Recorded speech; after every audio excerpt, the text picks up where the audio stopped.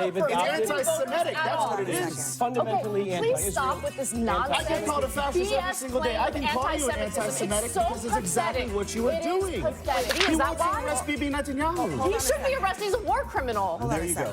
Modern day. Yeah, there you go. I'm right. Modern day. He's wanted by the International Criminal Court. There's a warrant out for his arrest. What Iran is doing, this is a guy who's spoken vile about Jews, vile about the NYPD. It is true. What did he say about Jews?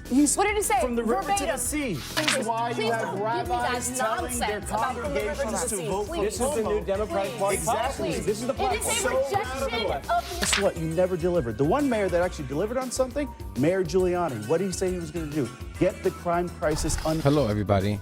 Guys, Sesame Street let CNN borrow Bert once again for this panel. They said he isn't worth anything to them anyways. Let's get into this segment and we'll talk about it. Speaking at the New York is Not for Sale event for New York City mayoral candidate Zohran Mamdani, Alexandria Ocasio-Cortez had a simple message. It's not us, it's them. We are not the crazy ones, New York City. We are not the outlandish ones, New York City. They want us to think we are crazy. We are sane. To demand an affordable and decent housing, a decent wage, the right to health care is not a radical act. It is basic and core humanity. Senator Bernie Sanders was there, and so was New York Governor Kathy Hochul. She was appearing with Mamdani for the first time since endorsing him late September.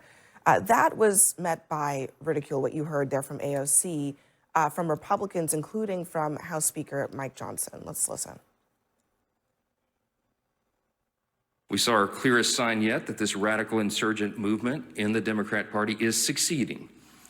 And they are ending what has always been known as the Democrat Party in America.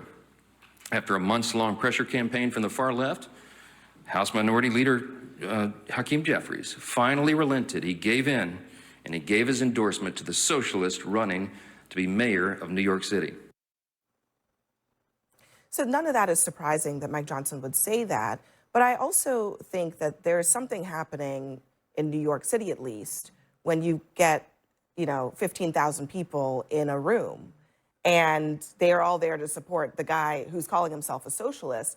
And that's not something that necessarily can be ignored. Look, Trump had 40-something thousand at MSG one night just a year ago, which was pretty impressive. But that crowd was impressive, and God bless them, right? You have a right to go to a rally. We talk about AOC and Bernie being there, and that's something. The interesting thing is that Kathy Hochul and the leadership, the establishment leadership of the state legislature were there as well. And that, to me, is the sign that the establishment Democratic Party is embracing this democratic socialist agenda. They are embracing it 100%. And this is an issue set that they are running on that plays well in Bushwick, Brooklyn. It plays well with the cat ladies on the Upper West Side. It does not play well in all 435 seats of the House of Representatives that are up. This is a bigger problem for Democrats than just New York City. If they win, if the socialists win the race here in New York City, fine. I think they're going to pay a price downstream in a lot of other districts. All right, 19,000. Hungry Hippo, what are you talking about? This is the thing, is that I think people are starting to want real change. This capitalism as it's structured right now is not working. It's just not working. More than 70% of the income in this country is concentrated to the top 10%. That is just not sustainable. Mathematically, that equals an uprise in a society. And I think that's what we're close to getting. Right around the corner, a recession is coming. Who knows how bad that's going to be?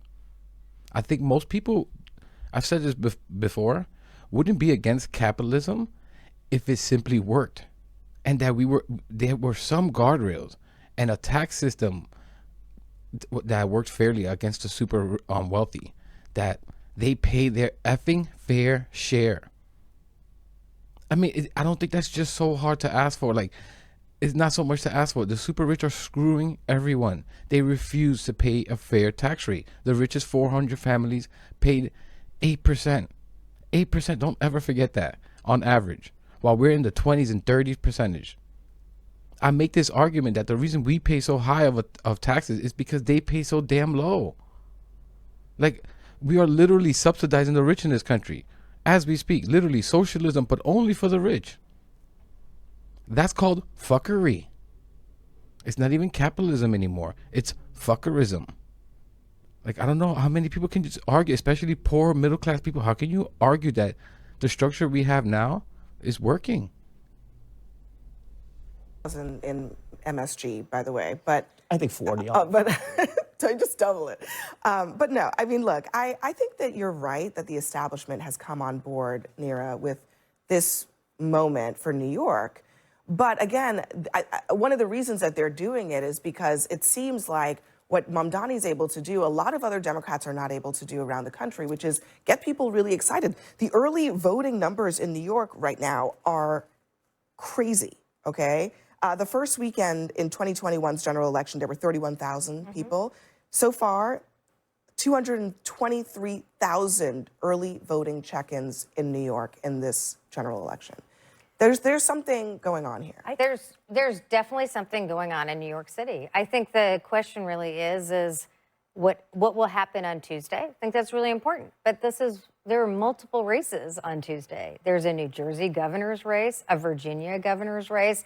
Virginia governor's race is much more bellwether for the country than New York City. I mean, New York City is really important, but it is not representative of America itself. And so I do think there are important lessons to learn on the cost of living. I do think Zoran Mamdani focused in on that, and it was the right issue. People do think housing costs too much in the country, but I also think actually when you're looking at the country, it's more important, it will be as important, if not more important, how Abigail Spanberger does or Mikey Sherrill does in states where you are running statewide, not just in your most urban area. Tara?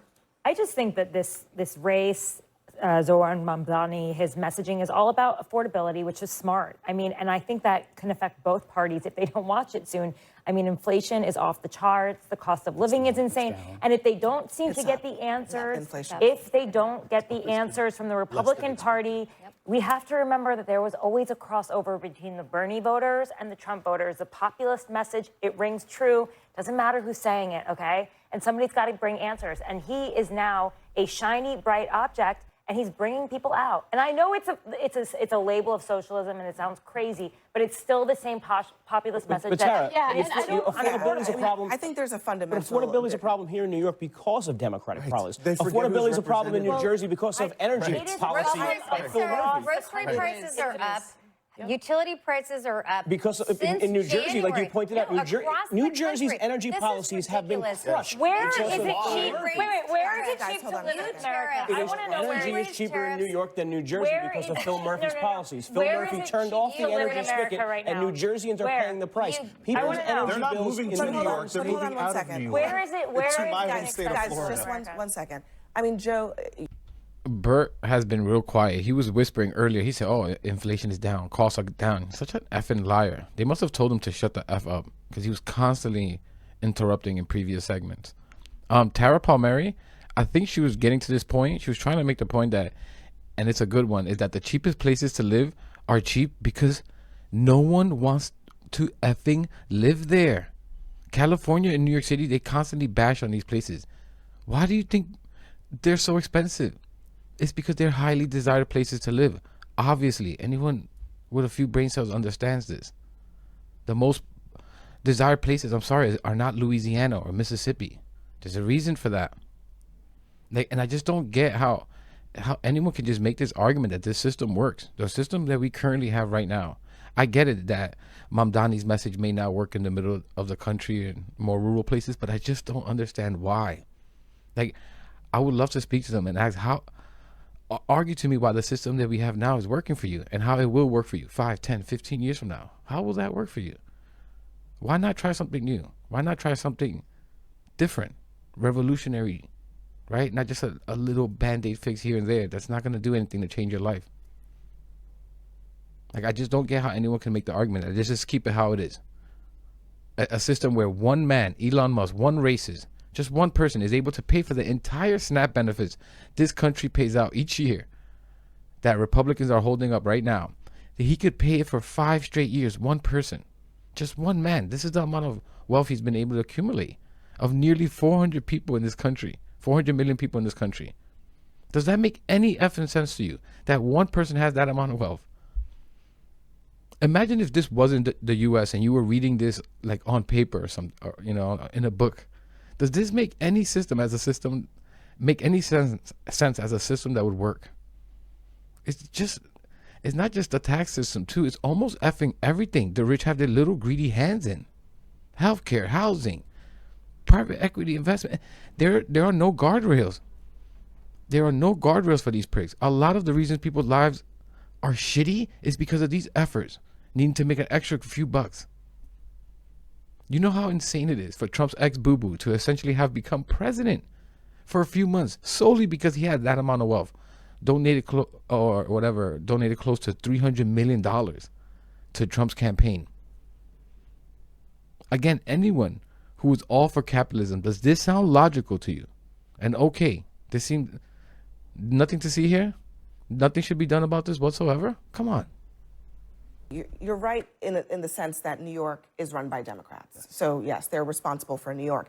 But the country is feeling that it's expensive, that the prices are ticking up now. Inflation is heading in the wrong direction, not the right direction under Trump. And that is going to be still a central issue for the next midterm elections, not just for next Tuesday, but the next midterm elections and the presidential election after that. So the candidates like Trump and Zoran Mamdani, who are using populism to address that, clearly something is working.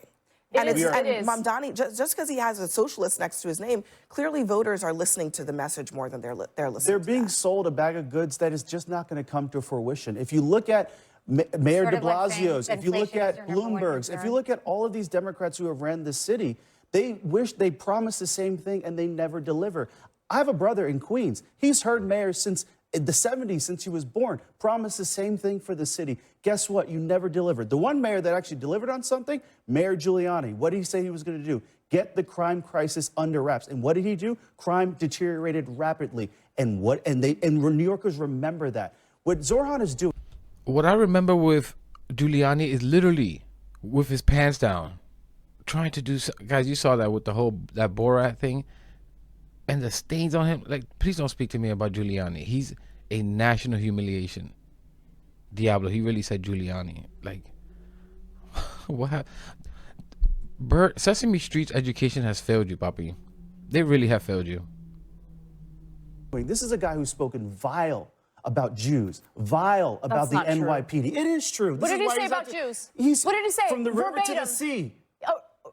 Please. You're going to talk about the Lacoon's charter literally says that they're going to pursue the Greater Israel Project and literally steal land from all these Middle Eastern countries. This is why you have rabbis telling their congregations to vote for This is the new Democratic Party policy. This is the platform. It is a rejection of the establishment. That's what it is. Because the establishment has not actually looked out for anti-Semitic. That's what it is. Fundamentally anti-Israel. Please stop with this nonsense. I get called a fascist every single day. I can call you an anti-Semitic because it's exactly what you were doing. Wait, hold on. The Democratic Party has an anti-Semitic why? Because he doesn't want to visit Israel as the mayor of New York City? Is that why? He wants to arrest Bibi Netanyahu. He should be arrested. He's a war criminal. There you go. Modern day Yeah, there you go. I'm right. Modern day Democratic He's wanted by the International Criminal Court. There's a warrant out for his arrest.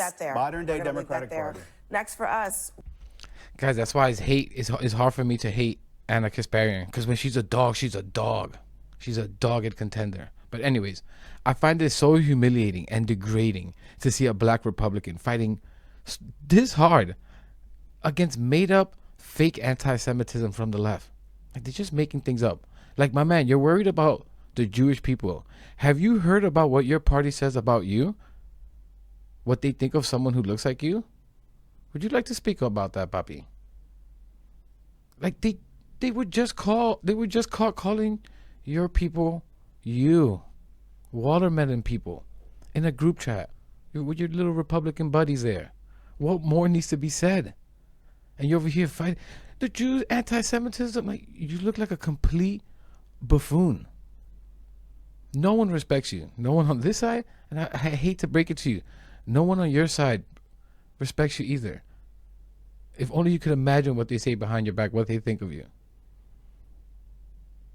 And your party, by the way, hates the Jews. Like, I'm so sick of hearing this. maybe as much as they despise people who look like you, who look like us, to be honest. And maybe that's a little too far, because Republicans, they really, really hate black and brown people. I mean, they are truly disgusted by us. But you already know that. You already know what role you play in this show, don't you? Keep on dancing away. I'm sure your ancestors would be very proud of what you've become. Punk ass. I can't stand these kinds of people. But anyways, I'm going to leave it there, guys. Let me know what you think about all this in the comments. Please leave a like. Subscribe. It really helps the channel. Really helps spread the message out there. And I'll catch you in the next one.